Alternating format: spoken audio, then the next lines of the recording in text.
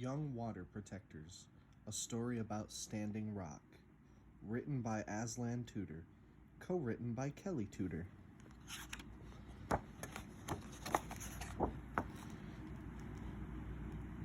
Young Water Protectors, a story about Standing Rock. A water protector is someone who protects water from getting polluted. Companies are polluting the water by building things like oil pipelines under or near waterways.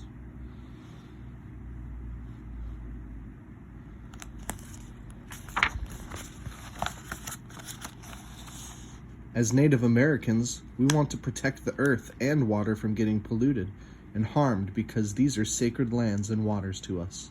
We want to keep our homelands from getting harmed.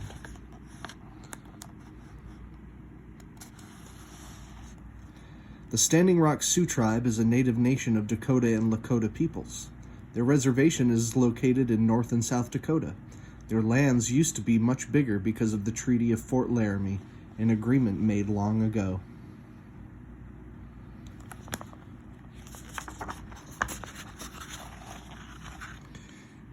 People a long time ago did not respect that and took the land without permission, so that the reservation became much smaller. The land is called unceded treaty territory because the Lakota people did not give up that land.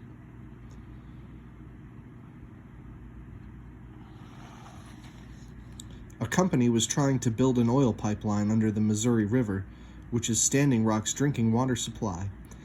The pipeline is called the Dakota Access Pipeline. The land and water where the pipeline was being built is their treaty land. When pipelines are built, they end up leaking and polluting the land and water. If the Dakota Access Pipeline were to leak, it would make the water for the Standing Rock Sioux Tribe undrinkable.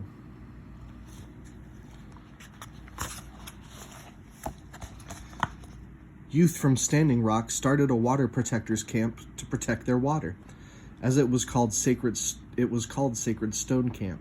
They asked people to come and join them to help them protect their water. A lot of people came to help, and a new camp started. It was called Osatai Sakowin Camp.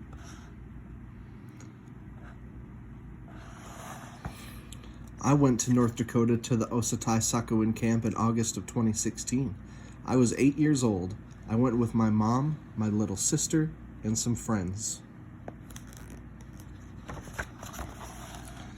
Every day we went to the gates where they were building the pipeline.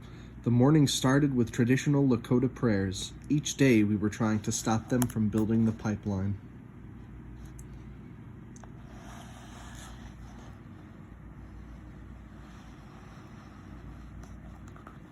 Kids there helped protest and also played together.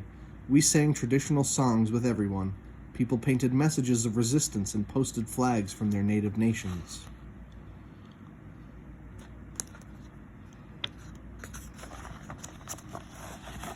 Every day, warriors on horses rode through camp and led everyone on a march to the pipeline construction site. They painted their horses and faces with traditional designs. One of them told me I have warrior hair because I kept it long.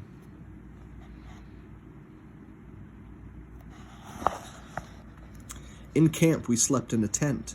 Others slept in teepees, buses, and RVs. We ate food together, and at night we had big fires and met Native Americans from all over. People sang round dance songs at night.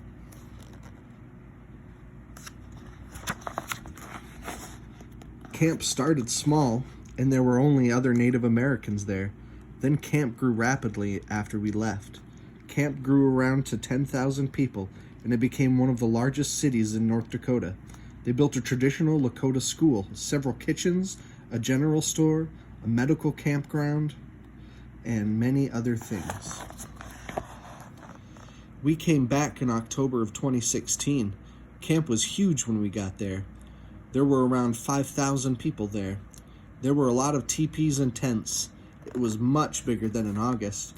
There were native people and non-native people there this time. I went to the traditional Lakota school that was in camp. It was called the Defenders of the Water School. I learned about a type of corn made by Pueblo peoples. We sang Lakota songs. They had a library in the school. I read books by native authors. My mom worked in the medical tent. She is an EMT. We got to stay in a teepee with friends. It was warm inside because there was a fire. It was pretty cold outside, so it felt nice to sleep in the teepee. The pipeline was still being built. People from camp went to different construction sites each day. It wasn't too safe for kids out there, so we stayed in camp.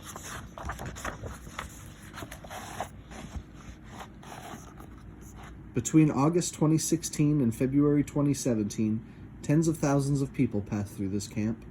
People came from every continent of the world, including celebrities, politicians, and tribal representatives from over 500 native nations. It was the largest native gathering in history and the largest unity between different native nations we have ever had. The pipeline was delayed, but finished in the summer of 2017. The Standing Rock Sioux tribe is still fighting in court. Minnewood County. Water is life.